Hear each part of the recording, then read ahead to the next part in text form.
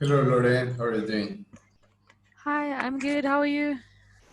Fine.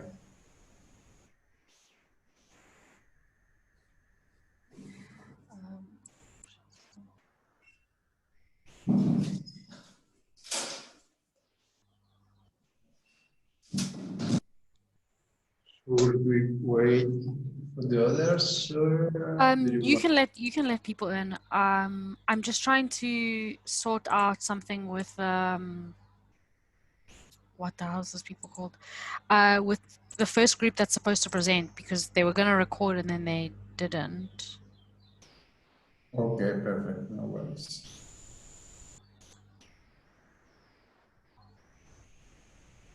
What just happened?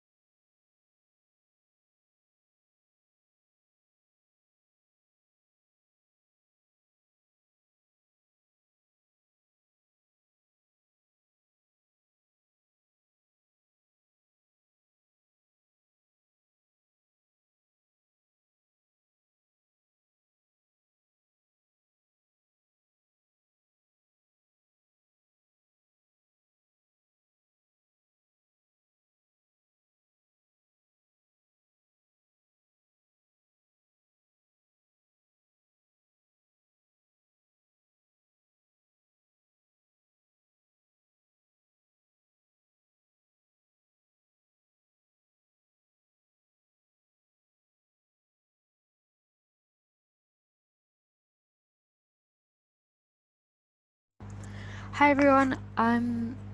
There were about 35 people who registered, so we're just gonna hang on a few, like 4 more minutes, and then we can start. Um, Thank you for waiting with us.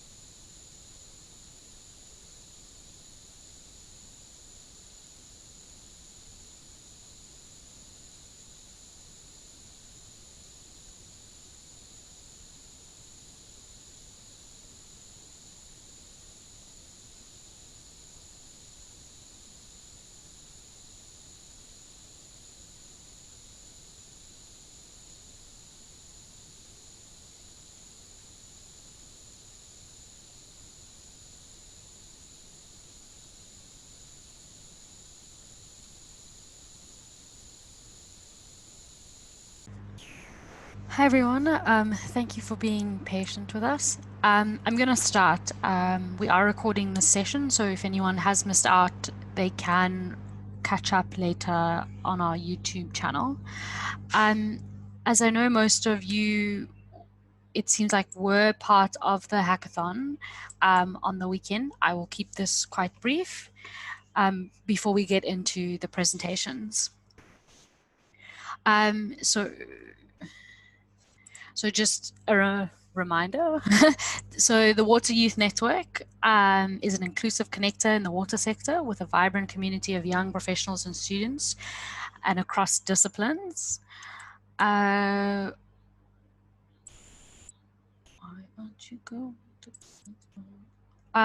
So we have one of our special projects is called the YouKnow project, which stands for Youth Driven Knowledge in Water.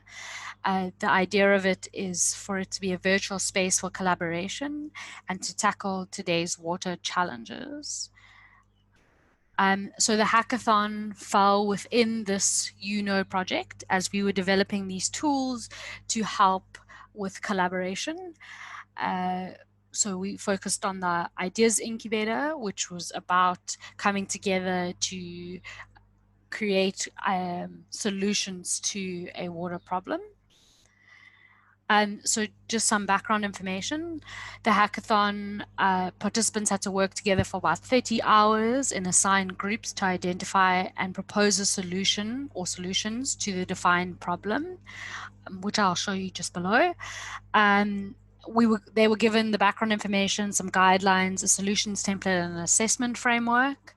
And the participants were supported by a team of mentors who guided them through the assessment.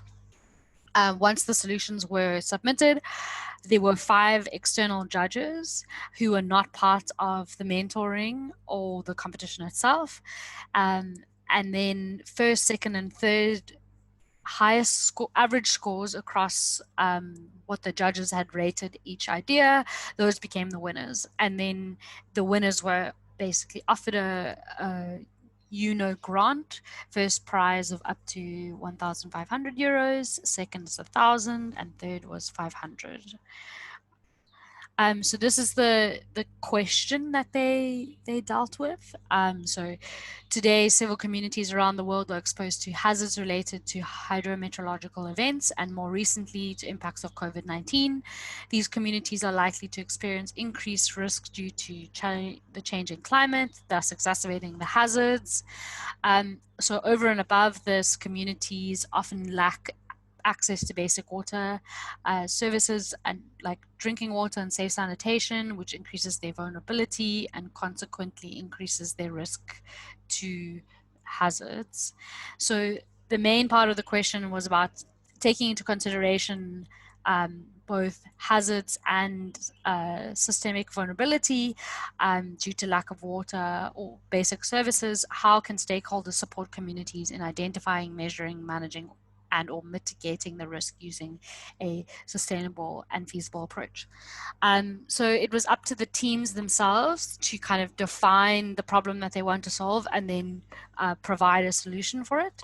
And today we're going to see a presentation from the first, second, and third placed ideas to get an understanding of what their problem was and what their solution is that they proposed. As I mentioned already. So without further ado, we will have a look. We'll have a look at the third prize, and the second, and the first. So the first up is a framework for new radio-based hazard communication system. Let me just switch presentations for you. Okay.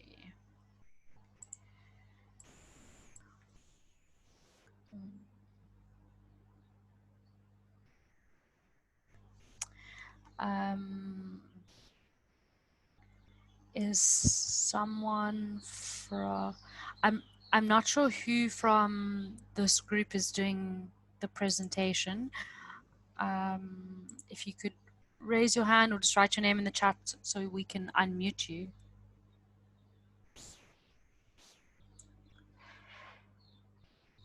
I know you as Young Water Solutions, but I don't know your actual name.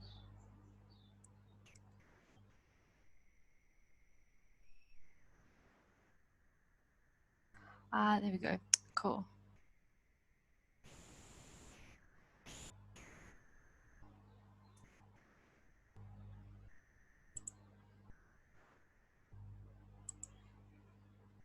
You should be able to unmute yourself, Mubarak.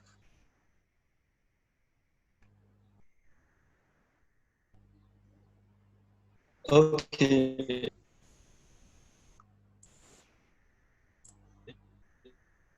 Hello everyone. Hello everyone. Hi there. Okay, I'm Genli Mubarak. I'll be representing Team 3. I'll be representing the top place team 1 and 2. We presented a solution to titled Framework for a New Radio-Based Hazard Communication System, a proposed method when utilities fail and COVID-19 prevents in-person communication. During the hackathon, we thought about what solution we could bring about. We were given 2 categories, and we chose the one for disaster risk reduction, and then we went ahead to getting the problem to solve, which was on flood disaster, which occurs often. I mean, it's a yearly natural disaster that occurs, and then our background study, or let me say our case study was from one of the member of the team, which is Aceh Tengah in a district in Indonesia. Now, I will go on to stating the background of the problem. Our proposal focuses on the Aceh Tengah district in Indonesia, a region with existing water insecurity, exacerbated by recent flash flood and the COVID-19 pandemic. Our case study, that is the Aceh Tengah district, has some pre-existing disasters, although one of them is the flash flood, the flood. Also, they expect earthquake, but at the present time, it is at a dormant phase. So it's more not likely to happen very soon. But then all this all affects their water resources, how it is managed and all. And then we felt that the way the risk are managed, or the approach taken towards risk, will definitely affect or impact the community's development. So we posited a solution holistically that is coming from people from different disciplines. And then to go on, we presented a communication solution, which will help in tackling the risk and then reducing the risk to the barest minimum. Then we presented communication pathways. We said that communication pathways are subject to breakdown during multi-hazard events. Yes, during hazardous events, it is likely that communication will go off, mobile phones, internet will go off. But then what the solution we presented was a radio communication, which has shown that 95%. Okay, 95% will still be users of the radio communication. And there are often also power disruptions. During hazard events, power lines, power cables are also out, and there will be power outage, and then which will lack the transfer of information, the passing of information to people in the communities, as well as stakeholders managing such a hazard. Then what is our goals? Our goals are, number one, to improve communication between the stakeholders, which will be internal and external, and as well as impact communities. The improved communication will occur between the impacted people in the society, that is people living along the floodplain or flood risk zone, and also the local governments and other stakeholders that are in charge. Internal and external will mean the local government for the internal stakeholders, while external will be international bodies such as the United Nations and other bodies. And then the second goal is to collect information.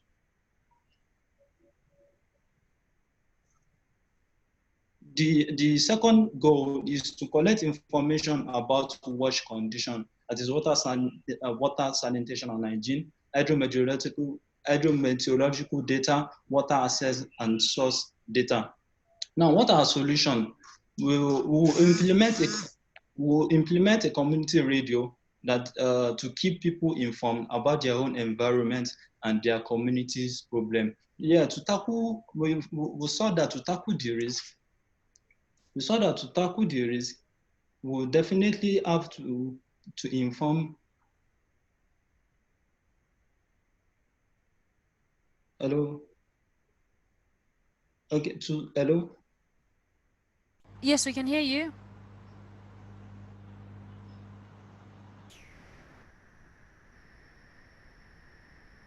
Okay, yeah, to tackle the problem, it is what they should expect, what they should prepare ahead, so that we can reduce the hazard to the barest minimum. Also, we also note that we should involve local participation should be established, and close interaction with community members and stakeholders, generating cooperation and collaboration with key partners and non-governmental organizations. As the district, we know cannot solve the problem. It is the local government that has the authority to manage the risk happening and the risk of hazardous events happening in such community. So if there's local participation from the people within the society, and then there's a interaction with stakeholders, general cooperation and collaboration with key partners will help to reduce the risk to the barest minimum. And also, another solution we posited was the government and water utilities will be able to assess the state of water resources to make informed decision and assist the design of resilient strategies within a community. Now, when an effective communication is established between the government, water utilities, and the concerned persons, and then definitely they will be able to give the eyewitness information about water resources, the status of water resources, the flood level, and then they will help to make decision on recommended preparedness so that we could save enough life and then reduce socio-economic losses. Now, so how does this work? We have them in two frameworks. The first framework will be planning and implementation. Then why the other framework will be so the first one will be planning, while the other one will be implementation. Then after that will be evaluation, monitoring and evaluation. Now, how do we go about that? The first thing we are going to do is we'll carry out a survey in this district or the flood region or flood zone, flood risk zone. Let me put it that way. So carry out a survey to which will inform community, will engage the community leaders and through effective community entrance, will survey, will look out for the best position to establish our radio station. And then also we'll use that platform through the interaction with the community to select people that will be operators for these radio stations, and that they will be, and also those that will be in charge of passing information such as the current happening in the district, as well as hydrometeorological data to the stakeholders. Now, so from the survey, we'll engage the rural community and then establishing the radio channel. We'll train a local operator, and then we'll host a local or national radio smartphone app. At the smartphone app where people outside the district can easily access this information. And also, together, I mean, to set up a good radio channel, we include natural language processor, and then which will be done by trained a processor will be trained with speech transcript.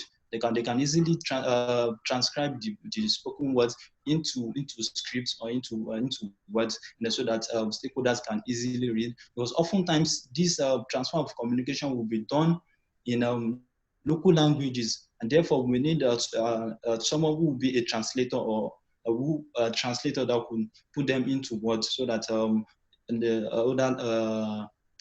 the stakeholders can easily understand the information being passed. And also they will be trained also to be able to keep data despite the hazard events. And also the second one will be implementation, where we have the users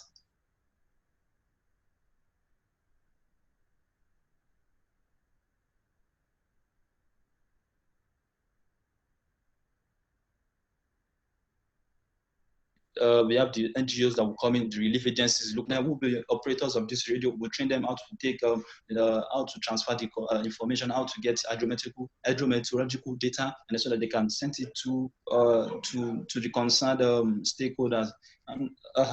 So then I'll move on to.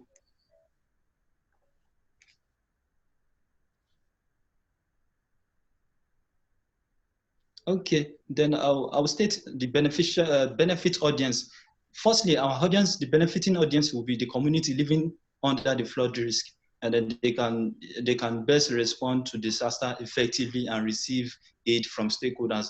Another benefiting audience will be the local government, as they are the decision maker, and then they can easily make a decision based on what community needs. And also private sector who can also benefit from this project, and they can provide service to address community vulnerability, such as insurance company, water suppliers, etc. And also the media also will also benefit from this project, as they will get the right information from both local communities and experts. Also, academia can also benefit, as they will have access to information on which they can develop research and then from which they can provide better solution to combating the flood risk. Okay, so what are expected results? So we split the expected result into two categories. We have the short-term result, and then we have the long-term result.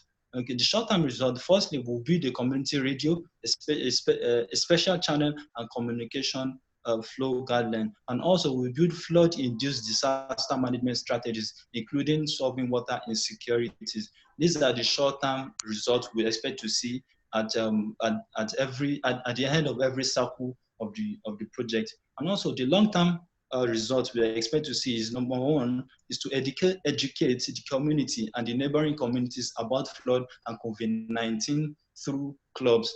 And also, we integrate a large number of concerns, teams, and actors related to rural development in rural radio stations. Third, we'll build a training center. Fourth, organization of community media workshops. Fifth, development of local plans that prioritize awareness, raising and documentation and support to stakeholders' participation in disaster risk management and integrated water resources.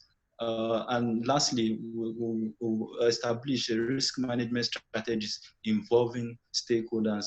And also, I would like to note that this project does not have a specific period of time. It's actually going to run throughout the year. That is before the hazardous event, that is before the flood, where we'll be getting hydrometeorological data, and then we'll send it to necessary stakeholders so that they can begin to make a decision on how we can manage the risk and how we can reduce it to the barest minimum, so that information will also be passed to the local community so that early evacuation can be made, so that there will be reduced in loss of life and socio-economic losses. And also, over time use or over time development of this strategy, of this framework we're providing, and then further or more disasters will also be incorporated into system. For example, maybe hurricane, if the study area has effectively utilized or harnessed this framework given, other disaster risk will also be incorporated, thereby solving a larger problem. Thank you very much. Thank you for listening. Thank you very much for the presentation.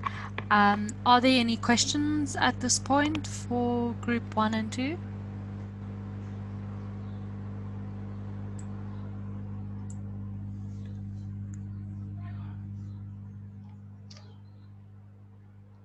So far, we don't have any questions, Lorraine. Yeah. No problem. If anything comes up, you're still welcome to ask any questions, but we will move on to the next presentation for now. Okay. Next up is Team 6. I'm going to stop sharing my screen so that they can share their presentation.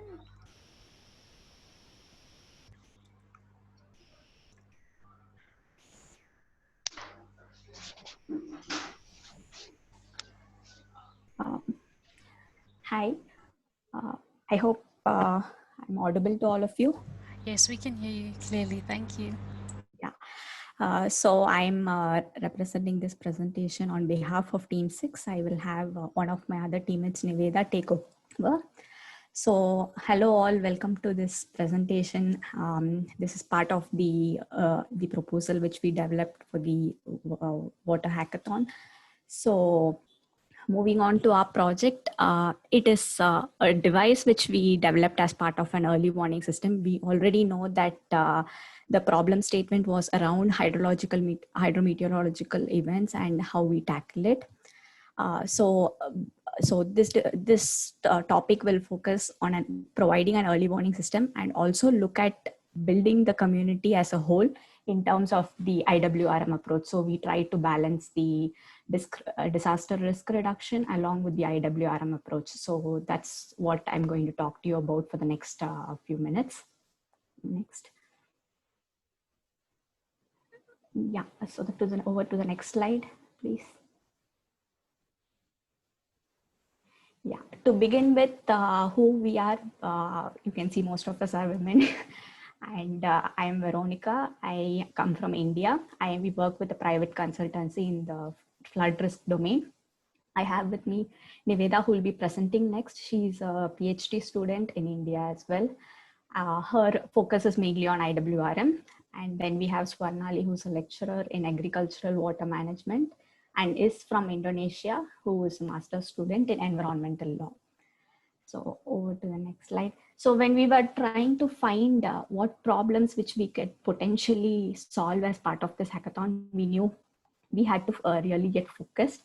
And so we decided, let's look into the direction where it is common for all of us, all of our team members, so we could leverage our strength. So that's when we thought, okay, let's see what we have in common. As you can see, we have the geographical locations of all the 3 countries. Can you go to the previous slide, please? You can see the geographical location of all 3 countries. We have India, Bangladesh, and Indonesia. And what you can see in common is that we all have coastlines, a very large coastline, in fact, and we do share the Bay of Bengal and the Indian Ocean with Indonesia. India has the Indian Ocean shared with Indonesia. So we thought, okay, let's narrow down and look at these coastal communities, which are common to all of us, and see what problems they have in common. And then we can look at a solution. So that's when we thought we'll head in that direction. So over to the next slide, please. Yeah, so we concentrated our focus mainly on the coastlines of Bay of Bengal. And being particularly hailing from the same region, we have seen instances where this is a part of the community which is highly vulnerable to many risks.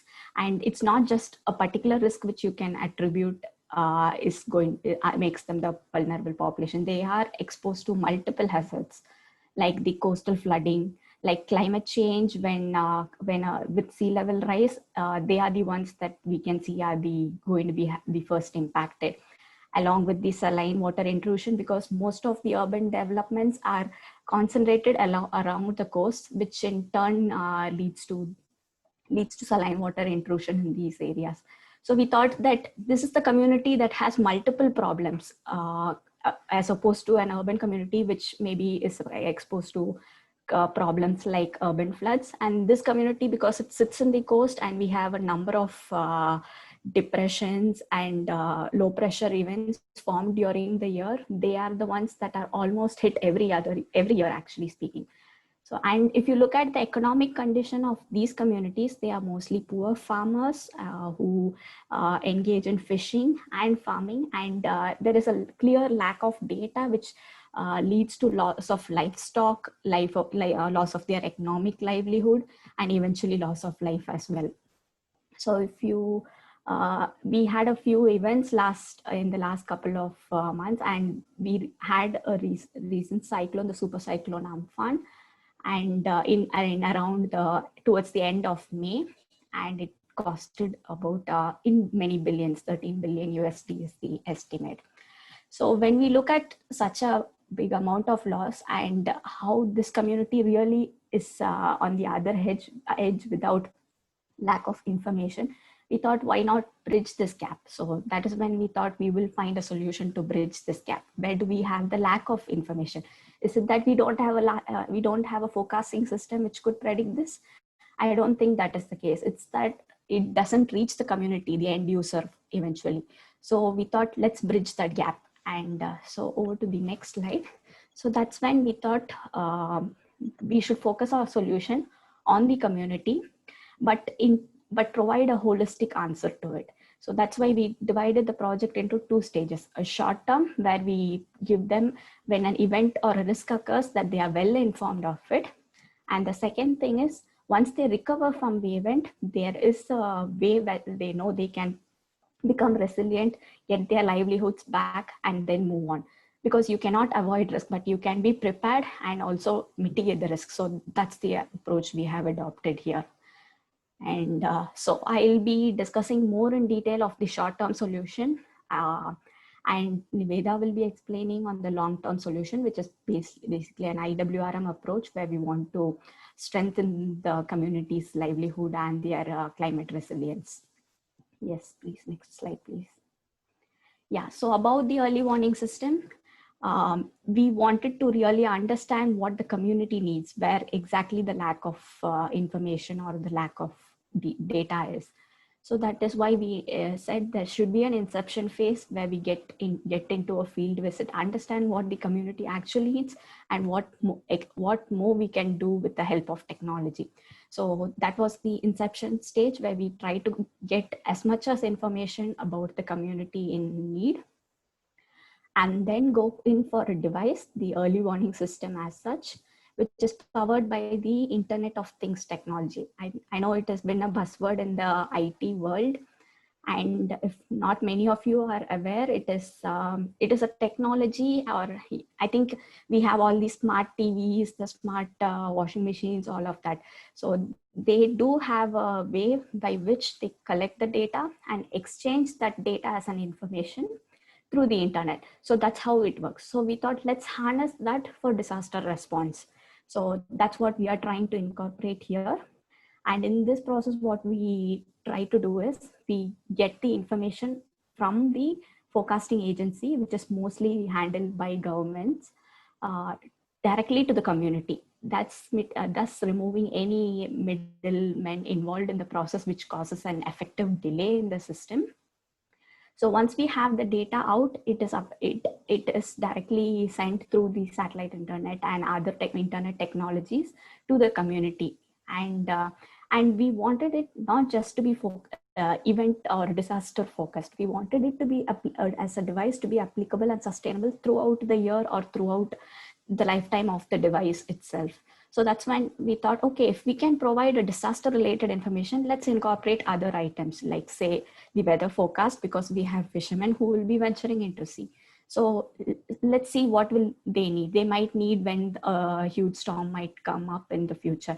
So let's also integrate that information. So we plan to improve the device using other requirements based on the community needs itself. So that's why we wanted the device to be much more sustainable and work throughout the year, in addition to providing disaster response.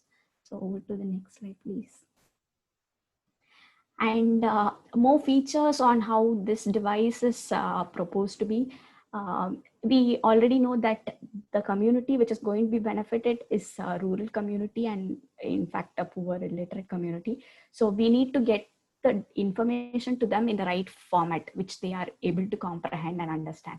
So that is why we decided whatever data comes in from the forecasting agency should be in an infographic format, maybe potentially in a regional language, so that it is interpretable by the community overall, rather than relying on just a few volunteers to be passing on the information. And a central location where this information could be accessed will also be identified and implemented. And also, as we know that under the case of any event, we can expect disruptions in power and other severe events. So that is why we decided that this should be powered by solar battery, so that this can run this can mainly run for a purpose of event, and also have everything, so the hardware solid, so that it is disaster proof. And how this is going to transfer the information is, we get the data from the forecasting agency.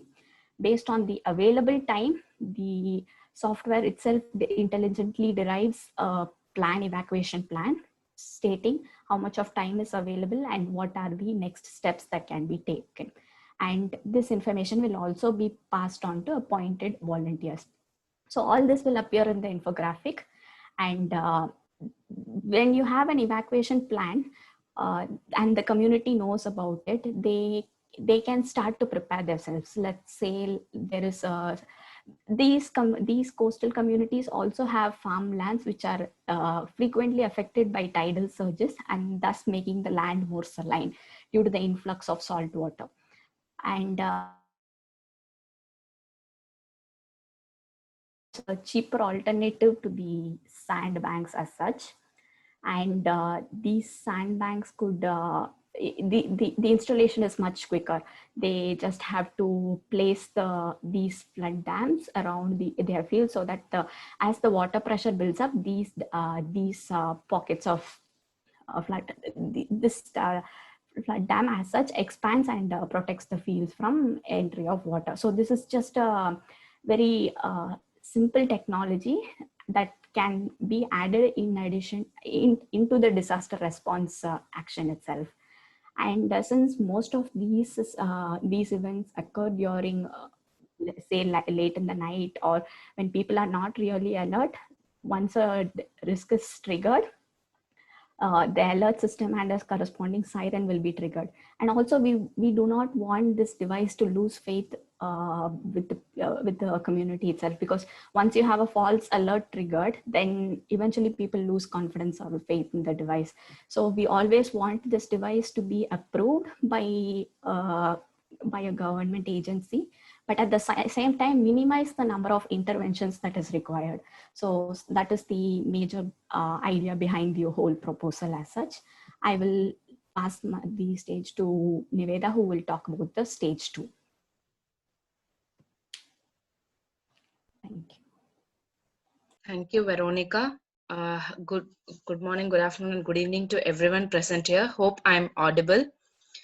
So and as a continuation of this idea, so we have developed 2 stages. The first one, as explained by Veronica, it was completely on how do we how do we inform the community of any disaster in earlier. And so moving to the next stage. Yeah. So moving to the next stage, what we thought is in addition to providing a short-term solution of providing an early warning system, we wanted to make the community resilient to the disaster. So resilient to the disaster in terms of how prepared they are to face a disaster, because as we mentioned, we are concentrating on the coast of Bay of Bengal, which has been completely prone to so many cyclones and so many hazards in the past decades. So we wanted to make the community resilient to the disaster. And what does community resilience means is that the community by itself has the capacity to face any disaster in future, and they also this can be done by using various techniques. And what we thought is using the early warning, providing them with the early warning system could be an entry point to reach the community and gain their confidence and gain their trust upon us, so that making the community resilient could be an easier task for us. So that is why we divided the idea into 2 stages, and this is on second stage. So what does this community resilient means is that, so how are we going to do that? As Veronica mentioned, the early warning system installation is completely through data source from the government or any other agency. So we are definitely going to have a multi-stakeholder participation in the earlier stage. So to understand what is the need of the community, which will be an entry for us to know how the community is already existing and what are the hazards they are facing and what do they need from the from an research idea. So this would be in terms of capacity building, especially focusing on youth and women who could contribute a lot in terms of making the community resilient. And also any disaster has a direct impact on the livelihoods. So we thought we should also concentrate on livelihood of how the disaster is going to impact the livelihood and how are we going to protect their livelihoods from the disasters, and also suggesting them with alternate livelihoods by directly interacting with them, by also taking the help of the indigenous people who has wide knowledge on their particular location. So we thought saline tolerant crops and crop diversification and few other options for their sustainable livelihoods. And we also thought of creating a web-based platform. What is a web-based platform means is that there are lots of incentives and there are lots of social and financial incentives for the fishing community as well as farming community throughout the coast, but how well the community is aware of it. So we thought we could develop a web-based platform with the help of, in contact with government as well as the community. We are definitely going to act as a bridge for the community and the organizations and agencies. So this web-based platform would be really helpful for the community and the people to understand what are the existing incentives available and how to procure it, and also to have a equitable market access for both agriculture and aquaculture products. So once we fix the early warning system, we are just not leaving the community to itself, but we are also monitoring the early warning systems available in it. So this is the strategy of the stage 2. So to have the connection with the community throughout the project of ours. So how are we going to move forward with this idea? So we have the idea with us right now, and we are open to the platform. We are looking for conferences to attend, and also we are looking forward to collaborate with organizations who are already working in terms of coastal system research along the coast of India, Bangladesh, or Indonesia, because we are from 3 different countries. So we are now looking forward for organizations. So we use this platform as an opportunity to any of you, if you can put forth an idea for any conference or any organization which you are already in collaboration with, so that we can implement. We definitely want to implement this idea. So we take this opportunity to know how to express how we are trying to move forward with this idea.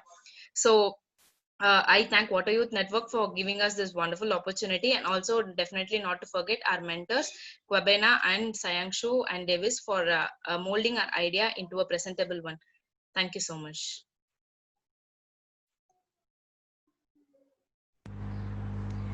Thank you very much. Are there any questions, particularly for Group 6 at this point?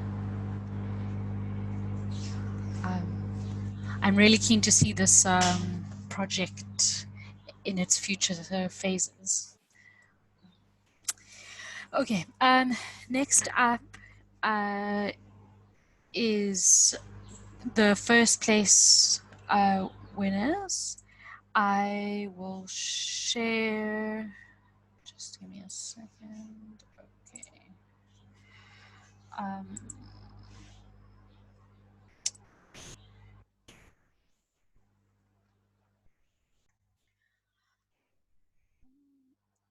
This is a recording, so just let me know if you can't hear the video. Good morning, good afternoon, good evening, everyone, depending on the time where you are joining us from. My name is Ignatius Mandongo. I am from Namibia. Thanks for this opportunity by the Water Youth Network to present part of our proposal for the Hackathon 2020. Our title is Drought Early Warning System in the Po River Basin, Italy. Before I start with my presentation, let me give you a content of this presentation. Consists of project summary, which I'll do myself, project design, which will be done by my colleague. Then I'll continue with expected results. Then I'll run through logistical needs, funding mechanisms, risk assessment, as well as project timeline. Okay, moving on. The frequent occurrences of droughts are increasingly challenging because the lack of enough water that are caused by droughts, it poses a danger to the environment because it leads to food insecurity, diseases, economic losses, and other crises. With different types of droughts that may occur, such as agricultural droughts, which is associated with lack of water to support crop production, meteorological drought, hydrological drought, also which is associated with the effects of the shortage of precipitation on surface water supply. So it's not always easy for us as water professionals to know which types of droughts that may be expected. Despite the record of high water availability in the Po River Basin, water reduction was observed recently. And it is for this reason that there is a need for a solution to be developed in order to ensure that the basin can tackle water or drought-related challenges. Early warning system in this case will be useful to determine whether droughts are imminent and to investigate the type of droughts that may be expected in order for the basin to be well prepared and for proper response actions. The objective of this project is to ensure that Po River Basin has prevention, mitigation, and community preparation measures for droughts that can enable them to tackle the droughts. Moving on, this proposal involves key stages, which include aligning goals through meetings with authorities and identifying stakeholders, setting up initial early warning system, optimizing early warning system with all stakeholders and identify capacity building needs, communicate the early warning system to all stakeholders and empower its users, identify adjustment needs for policy framework and drought management strategies, ensuring maintenance and continuous improvement of early warning systems, and as well as in management strategies. Moving on, well-implemented drought early warning system will reduce vulnerability and exposure of the communities to droughts such that it reduces the damages or the losses in the environmental sectors, economic sectors, or agricultural sectors. Drought forecasting and warning contributes to the effectiveness of development policies on access to water and food security by ensuring that investment made will not fail under drought conditions. For instance, in this case, is when taking responsive actions to increase water use efficiency or to allow only certain irrigation measures to be, or irrigation or certain activities to be used for water consumption. This proposal will benefit different sectors within the basin, including population in general, agricultural sectors and other sectors. Okay, from now on, let me give you the chance to my partner or my colleague, Rafael, to continue with the presentations. Yeah, thank you, Ignatius, and good morning, good evening, depending on the time zone where you are located. Thank you for joining us. My name is Rafael Sosa Solano. I come from the Dominican Republic, and I would like to give you a bit more of context on our project itself. The main idea that we as a group will discuss is early warning system for regions that are not used to tackle and to facing droughts. And now with the imminent threat of global climate change, then these river basins and countries would then be really affected. Therefore, our pilot area is the Po River Basin. The Po River Basin is a very important watershed in Italy. It covers around 74,000 square kilometers, and the River Po is the longest river in Italy. It also produces about 40% of the national gross domestic product, so it's a very important river basin for the economy, and it's also home to about 16 million people. Therefore, it is a very interesting and sensible river basin. So, about the project and how it works. Yeah, basically, the project would work using remote sensing techniques, using satellite imagery. Using these techniques, it is possible to determine which areas are underwater stress based on the reflection of the spectral response of a healthy plant in comparison to a plant that is already experiencing dehydration. So both responses are different, as you can see in the image, and this can be picked up by satellite and imagery analysis. This information allows us to create maps, and then these maps tackled with weather forecasts or modeling can help us then identify which areas are already under severe water stress and that could be more vulnerable if a dry period comes. So basically, the idea is that with this tool, it can help design the mitigation measurements, also the preparation measurements, B, increasing water availability by building new dams or reservoirs, or introducing crop-resistant, drought-resistant crops, or any other possible solution. Thank you. This has been my intervention, so I would like to give my word now again to my colleague, Ignacio. Have a nice day. Thank you very much, Rafael, for that. Moving on with the expected results, there is a connection with integrated water resource management with early warning system. Drought early warning system is well connected to the principles of integrated water resource management. It allows, because integrated water resource management, it promotes the well-organized development and management of water resources. So in this case, early warning system allows stakeholders to respond early and mitigate droughts.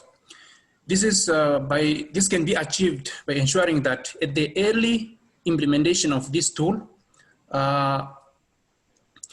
all the stakeholders are to be involved, and to ensure that information is presented understandably and empower its users for the stakeholders and to understand its meaning. This can be done through seminars, workshops, or training, just through which they can share knowledge about it, as well as communicating the stakeholders' needs in a bottom-up approach. All this will ensure more sustainable water use and less vulnerability. Another point on the expected result is such that there is a need to encourage water users to adapt measures, such as more efficient water systems or growing other crops. Moving on with expected results, there is long-term, short-term impacts expected from this proposal. In the short-term impact, it is expected that stakeholders raise awareness on the drought problem, as well as to involve engagement and communication between the stakeholders. With the long-term impacts, it is expected that for this proposal to be a success, there is a need for stakeholders and water users to change their behavior in water consumption, and also to reduce exposure to the hazard. Moving on with the logistical needs, human resource, who are the stakeholders to this project? Stakeholders, we are talking of local or regional government with tasks to identify stakeholders and facilitate the implementation and management of this project. Also, we are talking of Po River Basin Authority with tasks to execute project or propose solutions to identify also the stakeholders.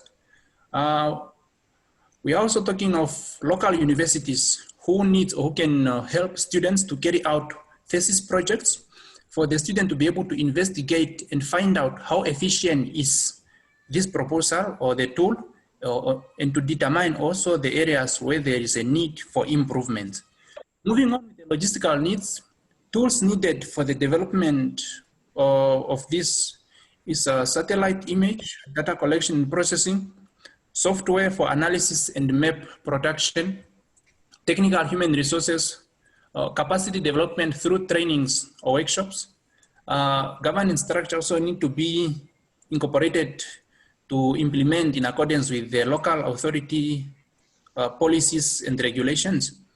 Estimated cost of this project divided into two, including staffing costs for professionals as well as web developer, and then the operational cost, which consists of cost for acquiring data, cost for web development and maintenance, as well as software development and facilitating validation of workshops and trainings.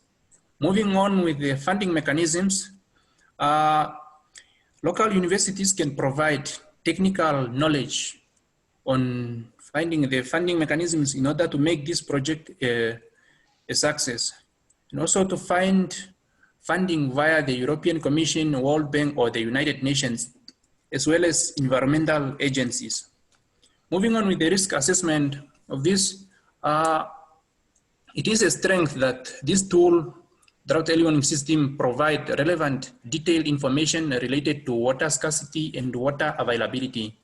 Involving universities and research institutes, it helps to facilitate data collection and enable system improvements. The warning system, it creates opportunities for reducing drought vulnerability and improve management. However, it requires that the interaction between different experts from different disciplines. Moving on with the risk assessment regarding the weaknesses or the challenges of this, it's such that involving all the stakeholders and end users can be challenging because not everyone have time to be fully involved in this project or the proposal. And it requires that integration by many stakeholders and experts across disciplines also may raise a weakness or towards this proposal. Moving on with the timeline of this project such that it involves a sequence of activities with different time intervals to be carried out throughout implementation and management of this project. They involve conducting river authorities, stakeholders mapping, stakeholders engagement, drought risk assessment, data collection, data processing, web development, drought mapping, output validation, testing, usability, measures, proposal, communication, and marketing. All these are different tasks that to be included in this project. This is the end of my presentation. Now is the time for questions and comments. Thank you very much.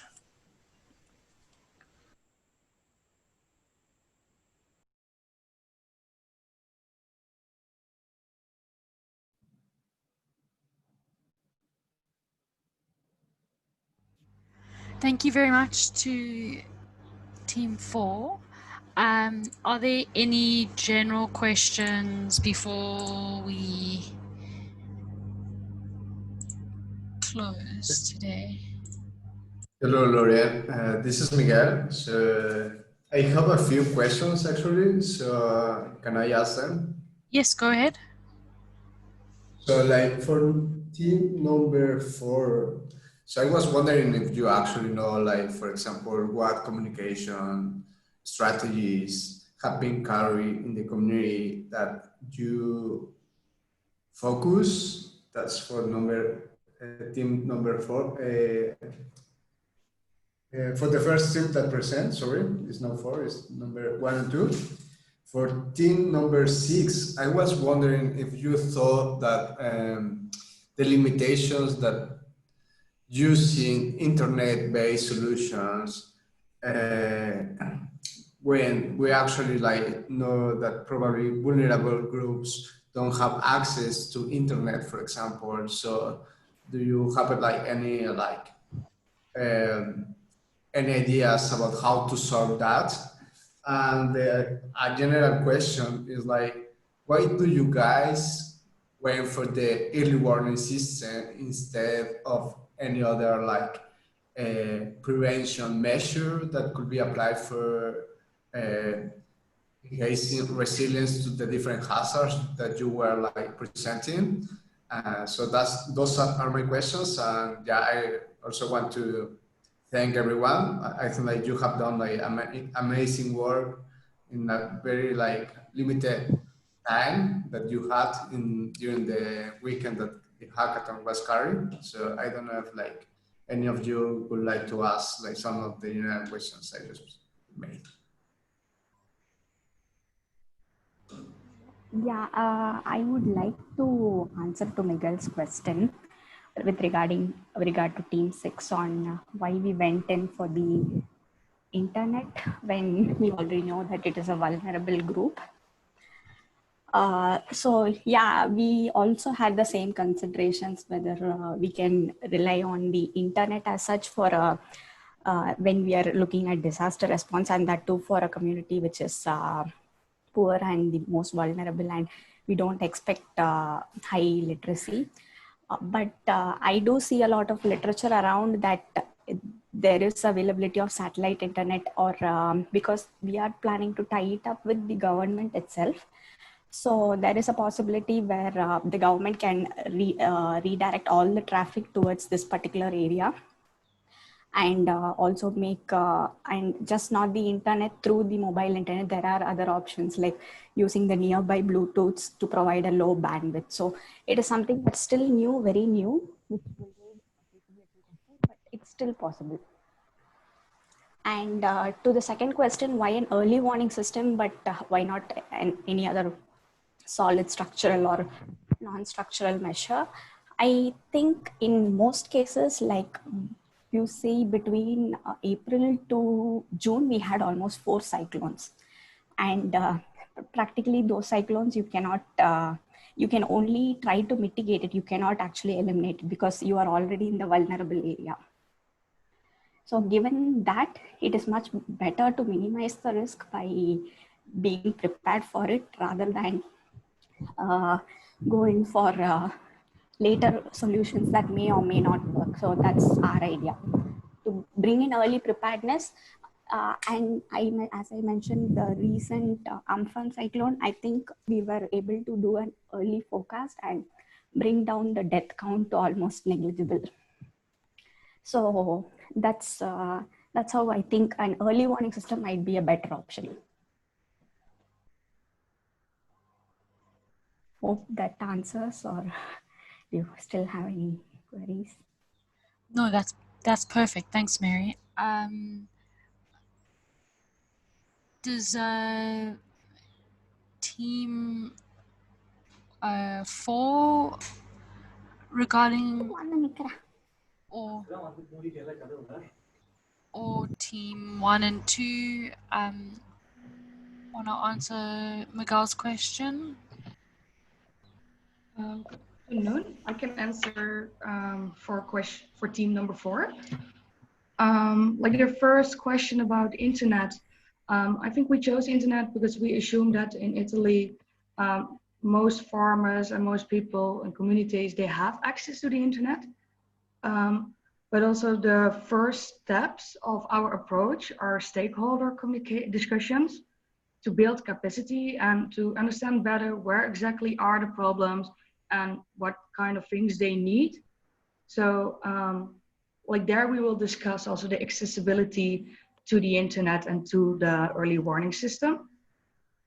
And the question of how come why choose an early warning system over another form of preparedness?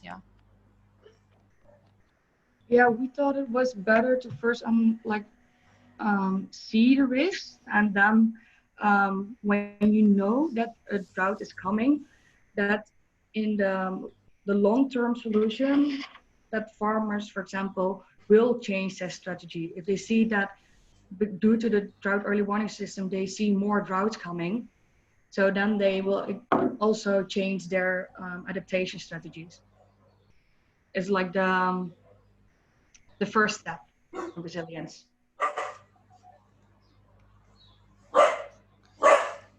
Sorry about my dog.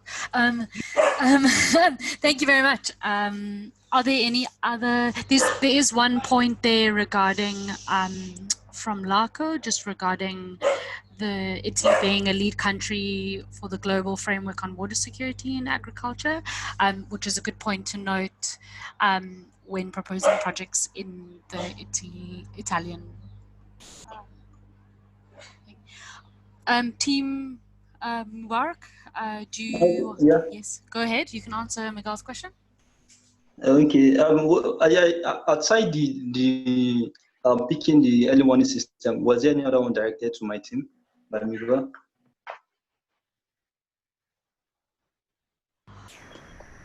Miguel, can you repeat the first question you had for the first presentation? Yeah, it's like basically if you have like any information about how risk communication like has been done in the study area that you were going to focus or you were focusing actually. Like because you are proposing the radio as a channel, which is I think really nice, especially in countries where don't have access to internet. So that's a very good channel. But I don't know if like you have explored or you have like investigate a little bit. I don't expect like deep research, but regarding to what has been done so far in the study area that you choose. Okay. An in-depth investigation was not done to know how far cover the level of communications that have gone so far. But then we felt that the basics and the basic we could do is early warning system and evacuation. And that is basic thing, and which will have much impact on reducing the risk. That is why we prefer the radio communication. That is, without the internet, without the mobile networks and all, radio communication will still work well. But then to incorporate this, that is why we said at the early stage we'll do survey to know what is on ground already, and then what are we going to add to the communication system, and also I think I've answered that. And then based on the limitation that we will have is we may need to establish, or there may be absence of hydrometeorological station in our target areas, because to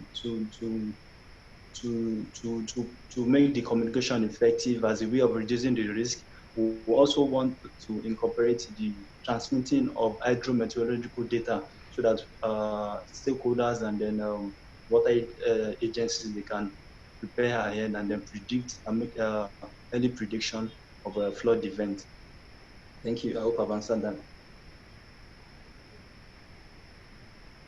Yeah, thank you very much. You're welcome.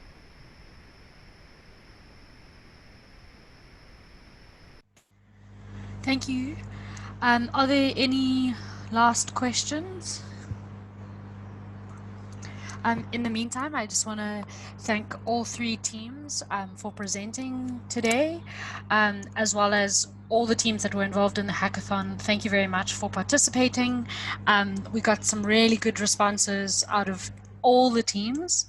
And we will hope to host something similar to this again next year. So please do share our details as the Water Youth Network website and those sort of things, and follow our social medias for any kind of updates or feedback. I mean, with regards to if we run another one in the coming 2021. And also, just a note, I know Team 6 mentioned that they are trying to roll out their idea. If you have like maybe a brief summary of what you're looking for, maybe just reach out to us and we can try to connect you with people within the Water Youth Network and just share on our social media and those sort of things, kind of what you're looking for or where you're hoping to attend and go to. And if there are any of the other groups that are also wanting to kind of follow suit, the offer also stands. Reach out to us and we can see who we can try to connect.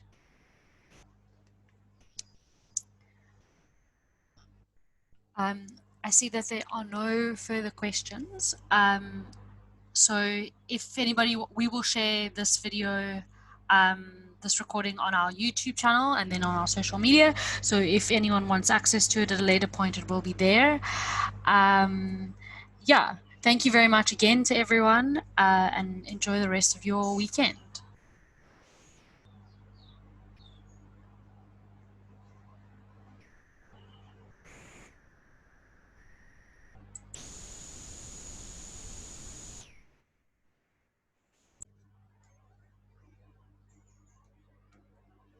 Thanks everyone, bye.